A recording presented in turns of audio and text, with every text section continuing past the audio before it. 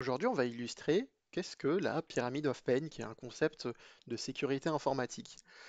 Plutôt défensif, honnêtement, puisque dans l'idée, c'est d'en apprendre le plus possible sur un attaquant pour le bloquer.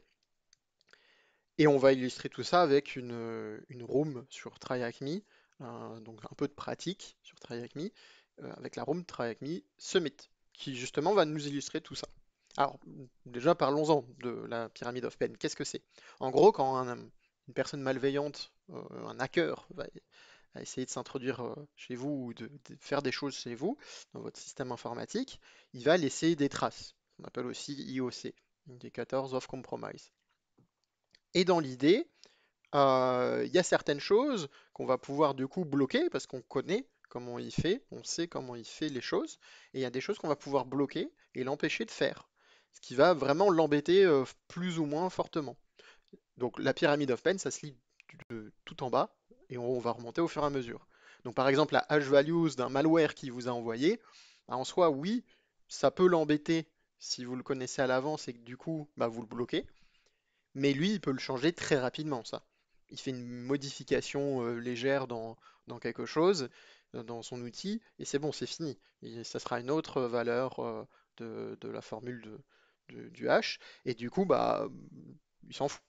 Pour l'adresse IP, bah, si vous savez déjà à l'avance, si vous bloquez déjà à l'avance des adresses IP comme une adresse IP, je sais pas, en Russie qui est connue pour être d'un groupe d'un ransomware ou autre, bah tout de suite, ça veut dire qu'ils peuvent pas utiliser cette adresse IP. Mais en soi, là aussi, ça va les embêter un peu, mais c'est pas non plus la fin des haricots pour eux, on va dire. En gros, ils peuvent très facilement changer d'adresse IP, se connecter depuis un autre endroit, etc. Ensuite, on arrive au moment où on arrive sur le nom de domaine. Ça, déjà, c'est un petit peu plus embêtant, parce que du coup, ça, il faut payer. Et il faut changer, et il faut avoir quelque chose d'un peu près potentiellement bien, peut-être, en fonction de ce qu'ils veulent en faire, ou de comment ils l'utilisent. Donc ça, c'est un petit peu plus bloquant déjà. Et après, plus on monte, et ben, plus on va les embêter hein, avec les outils, avec ce qu'ils laissent comme traces, etc. Et enfin, le Graal, c'est d'avoir les TTP, donc les techniques et tactiques utilisées par l'acteur malveillant. Comme ça, on sait déjà en fait à l'avance ce qu'il va faire. Et si on sait déjà à l'avance ce qu'il va faire, bah, on peut plus facilement le bloquer. C'est un peu comme si vous connaissiez déjà la stratégie de l'équipe de foot en face de vous, contre qui vous allez jouer. Donc vous savez déjà à peu près ce qu'ils vont faire, bah, du coup vous savez où vous allez mettre vos défenseurs, etc., etc. Bien entendu, comme avec cet exemple que j'ai pris sur l'équipe de foot adverse, elle peut changer de stratégie. Et enfin on va dire les hackers, hein, on va utiliser ce terme-là quand même, ils peuvent aussi changer globalement tout. Rien n'est immortalisé. Ça va juste les embêter et souvent, par flemmardise, on va dire, ils ont tendance à pas changer certaines choses parce qu'en fait, s'ils voient que c'est trop compliqué sur une première cible, bah, ils vont essayer sur une autre cible, une autre entreprise, imaginons, ils vont voir que ça passe, bon bah ça passe, tant mieux. Et s'ils voient un troisième où ça passe pas, bah, ils disent oh, bah tant pis, j'essaierai un autre. Il y a forcément quelqu'un dans le lot qui n'est pas sécurisé, qui regarde pas, qui fait pas forcément, qui a pas le budget ou l'équipe pour faire bien les choses. Donc du coup, c'est assez facile à faire. Et justement, bah, on va illustrer tout ça là dans quelques instants sur TryHackMe. On se retrouve maintenant sur TryHackMe, donc je suis tout de suite dans leur système avec Attackbox, parce que c'est plus simple pour enregistrer, pour être tout à fait honnête, que de le faire directement dans une machine virtuelle que j'aurais que j'aurais sous la main. Donc c'est un petit peu plus simple. Et donc il nous donne accès en fait à un site internet avec, comme si c'était notre outil de gestion. Et on a un email de la part de Sphinx qui va être la personne avec qui on va travailler, un peu notre collègue entre guillemets, qui fait un genre de pen test dans l'idée, dans le scénario dans lequel on explore. Il fait un genre de pen test pour voir bah, si on arrive à détecter et comment on réagit à certaines choses qu'il pourrait envoyer. Et il nous envoie justement un premier échantillon d'un malware qu'on va analyser. Donc vous voyez là c'est très simplifié parce que même l'analyse du fichier en soi, bah, on n'a quasiment rien à faire, on a juste à appuyer sur Submit for Analysis, donc en soi c'est assez simple. Dans la vraie vie c'est un petit peu plus complexe. Donc qu'est-ce qu'on a? On a quelques informations générales sur ce qu'il nous a envoyé. On voit que effectivement bah, Metasploit, Metasploit was detected. Donc concrètement, un outil qui est utilisé pour faire entre autres de l'audit de sécurité, mais pas que. C'est un framework qui vous permet en gros de faire pas mal de choses, d'utiliser pas mal d'exploits ou de payload, etc., etc. Et bah, il est détecté. On voit que ça essaie de se connecter à un port pas habituel, sûrement 4444 d'ailleurs, vu que c'est Metasploit. Et c'est tout. C'est toutes les informations qu'on a. Et justement, si on revient un peu à l'idée de la pyramide of Penn qu'on a vue juste avant, bah, la première chose, c'est les haches du malware ou du payload ou du trojan etc., etc., de tous les outils qu'ils peuvent utiliser. Donc on va bloquer ça. En fait, on a un outil qui nous permet de gérer les hashes. On a aussi d'autres outils qui nous permettront de gérer le firewall, les DNS, et enfin des règles un petit peu plus poussées sur des process qui seraient sur notre machine avec Sigma, mais on reviendra là-dessus un peu plus tard. Donc déjà, dans les hashes, j'ai copié-collé celui en MD5, et on voit qu'il y en a déjà d'ailleurs qui sont bloqués. Je vais le soumettre et tout de suite, qu'est-ce que j'ai? Bah, on me dit bravo, vous avez réussi le premier exercice de Sphinx, etc. Et d'ailleurs, Sphinx nous envoie un email. Je vais pas cliquer dessus, pardon. Il nous envoie un email avec quoi? Avec le flag à report pour, euh, pour Try Avec Me. Alors moi j'ai déjà fait la room, donc du coup c'est déjà fait, mais pour ceux qui ne connaîtraient peut-être pas Try Avec Me, c'est un peu un site qui vous permet de vous entraîner et d'apprendre à faire certaines choses. Ils ont des genres de challenge, et pour valider le challenge, bah, en fait il faut copier-coller le flag quand vous avez réussi un exercice. Que ce soit offensif ou là un peu plus défensif dans l'idée ici. Donc en gros, il nous dit dans cet email, bah, bravo, etc. Bah, on continue, on va aller plus loin pour voir si on arrive à le bloquer. Donc là, on va analyser le deuxième sample. Hop,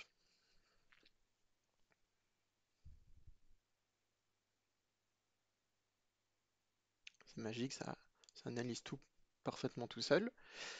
Donc qu'est-ce qu'on a? On a toujours, bah, on voit toujours que c'est Metasploit, toujours le même outil. On voit bien qu'effectivement le hash, même si je m'en souviens pas de tout, mais on voit bien que le début n'est pas le même, hein, si on allait vérifier, ne serait-ce que le début n'est pas identique, donc ça veut dire que c'est pas exactement la même chose. On voit effectivement bah, maintenant, et on a une section en plus network, parce qu'en fait il essaye de se connecter à une adresse IP qu'on ne connaît pas. Euh, Parce qu'on avait juste cette ligne-là, un Connect to Unusual Port initialement, et on a effectivement dans Network Activity une adresse IP qu'il essaye d'atteindre, donc celle-ci, ici, sur le port d'ailleurs 4444. Bon, ça m'étonne pas parce que sur Metasploit, c'est souvent un des ports utilisés. Donc du coup, bah là, on va aller dans notre firewall et on va aller tout simplement le bloquer. Alors là, c'est du sortant, puisqu'en gros, il nous envoie son payload qui va permettre de se connecter, qui va faire un reverse shell en gros dans l'idée, j'imagine, vers lui. Et on va le bloquer. Donc la source, on s'en fiche, c'est la destination qu'on bloque, deny, hein. On voit d'ailleurs qu'il y en a déjà qui sont bah, soit deny, soit allow, donc autorisé ou non autorisé. On va faire sauvegarder et encore une fois, on nous dit bravo, vous avez réussi. Et effectivement, on est monté cette fois d'un cran dans la pyramide of pain. On était passé par les hash values. Maintenant, on a l'adresse IP. Donc, on a été un peu plus embêtant. De nouveau, il nous dit bravo, etc. Et il nous dit, bah, on va aller encore une fois plus loin, cette fois dans un autre exemple, avec notre nouveau sample, le numéro 3, qu'on va pouvoir analyser. Je vous invite à lire souvent les fun facts hein, tout au long de cette room, ils sont assez marrants. C'est pour nous faire patienter. D'ailleurs, je sais pas pourquoi il s'est chargé autant comme ça, jusqu'en soit, tout est déjà préfet par TryHackMe, mais bon, c'est pour nous mettre un peu dans le rôle, j'imagine. Donc, on voit toujours donc Metasploit, on voit que, bah, effectivement, backdoor.exe, donc il télécharge son backdoor. On voit de nouveau un network activity avec une nouvelle adresse IP, c'est pas la même que tout à l'heure, d'ailleurs. Donc on pourrait de nouveau bloquer cette adresse IP, mais on voit que comme il se lance il fait certaines connexions, on a une nouvelle information qu'on n'avait pas jusqu'à maintenant. C'est dans les noms de domaine, les DNS, on a quelque chose de nouveau qu'on va pouvoir aussi bloquer. Et ça va être plus embêtant de bloquer ça parce qu'encore une fois, il va devoir payer pour faire, pour pouvoir avoir un nouveau nom de domaine qu'on détecterait pas, etc., etc. Et il se trouve que les choses sont bien faites. On a effectivement un outil tout de suite intégré qui bloque déjà des noms de domaine, voire même qui en autorise certains, hein. Ils se sont, ils ont fait des petites blagues, hein, quand ils ont préparé cette ROM. Euh, alors du coup, je vais mettre mon nom de domaine. Je vais le laisser en malware puisque en fait on a plusieurs choix. On voit spyware, spam, phishing, etc. Mais là, en soi, c'est un malware. Et je vais mettre que c'est un backdoor DL et je vais mettre sample 3. Alors il faudrait normalement mettre un nom beaucoup plus explicite, comme ça si une autre personne travaille dessus, tout de suite il comprend de quoi on parle. Mais bon, là on va rester sur quelque chose de simple. Et encore une fois, on est vraiment fort pour le coup. Et ben, on nous dit bravo, Sphinx vous a envoyé un email. Et dans cet email, justement, il explique que ça l'embête beaucoup plus que les autres choses, parce qu'il doit l'acheter, il doit faire des modifs, etc. Et qu'il y en a beaucoup qui potentiellement s'arrêteraient là et passeraient à une autre victime. Euh, mais bon, ça, dans la vraie vie, c'est un peu plus complexe que ça, j'imagine, mais dans l'idée, il pourrait faire ça. Et il nous envoie de nouveau un, un autre, euh, un autre échantillon d'un malware euh, à analyser. Alors, on retourne. Alors là, cette fois, on voit quand même une petite différence. On voit qu'il n'utilise plus Metasploit. On voit par contre que dans les activités qui l'analysent, Disable Windows Defender Real-Time Monitoring. Donc notre antivirus par défaut de Windows est désactivé, en tout cas pour le monitoring, donc la surveillance en continu. Et effectivement, on voit de nouveau d'autres adresses IP qui ne sont pas les mêmes. On voit de nouveau un autre DNS. Et par contre, on a quelque chose de nouveau, Registry Activity. Donc c'est les activités, c'est ce qui se passe sur notre ordinateur, quoi, en gros. Qu'est-ce qu'il est en train de faire quand il fait ça? Et en gros, on voit quoi? On voit qu'il est en train de modifier quelque chose, qui change la valeur, en gros, d'un process, enfin d'un endroit dans notre ordinateur qui est le Real-Time Protection, hein, on le voit ici, de Windows Defender. Donc c'est bien ce qu'ils nous disent juste là en soi, hein, ce qui nous a récap ici. C'est la même chose. Mais du coup, on va pouvoir bloquer ça. Alors on va le bloquer comment? Je vais ouvrir une autre fenêtre, ce sera plus simple. On va utiliser en gros un genre de Sigma Rule Builder qui est fait avec Sigma GPT. Donc c'est un peu une simplification puisque dans la vraie vie ça marche pas exactement comme ça. Mais sachez que ce lien-là vous redirige vers la room de TryAcme au sujet de Sigma. Donc si vous voulez chercher un petit peu plus de choses, vous pouvez faire ça. Et en gros, oui, il vous explique que ça va être plus simple et que ça va tout de suite être mis sur le SIEM de Pico Secure, qui est l'entreprise dans laquelle on travaille là dans cet exemple, on va dire. Donc on va créer une règle. On a le choix, bien entendu, avec Application, VPN, Web, etc. Là, ça va être Sysman, puisqu'en gros, Sysman is a Windows System Service that monitors and logs various system activities, donc les activités sur Windows. Donc c'est bien notre cas. Ici, qu'est-ce qu'on a en deuxième étape d'autres choix? Là, il n'essaye pas de créer un fichier en soi, et en fait, il essaye surtout de modifier quelque chose pour désactiver Windows Defender. Donc là, on va aller dans Registry Modifications. Ici, qu'est-ce qu'on a? Registry Key. En fait, tout simplement, c'est ce qu'il nous donne ici. Donc on va juste le copier-coller, hein, tout simplement. C'est l'endroit de la target, comme ils disent dans le texte. Registry Name, ça aussi, on l'a aussi. C'est Disable Real-Time Monitoring. Value, il la put à 1. En fait, il met la valeur à 1, qui devait être par défaut à 0. Et là, en fait, on nous parle de Attack ID, donc c'est dans le framework Mitre Attack. Donc, qu'est-ce que c'est? On va avoir plusieurs choix, reconnaissance, persistance, etc. En fait, un peu la technique qu'il essaye d'utiliser, en gros. Là, dans l'idée, en soi, ça va être de la defense evasion, puisqu'il désactive notre antivirus de base, en tout cas la surveillance en continu de notre antivirus.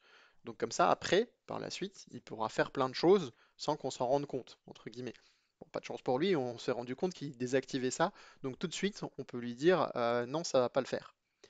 Et effectivement, donc bah, d'ailleurs, il nous met en gros un peu la nomenclature normalement qu'on devrait avoir de tout ça euh, là-dessus.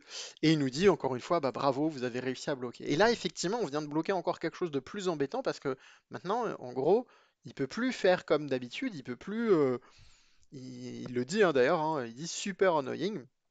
Il peut plus agir comme d'habitude et avoir accès et faire tout ce qu'il veut. Il sera tout de suite repéré et tout de suite on va pouvoir le bloquer.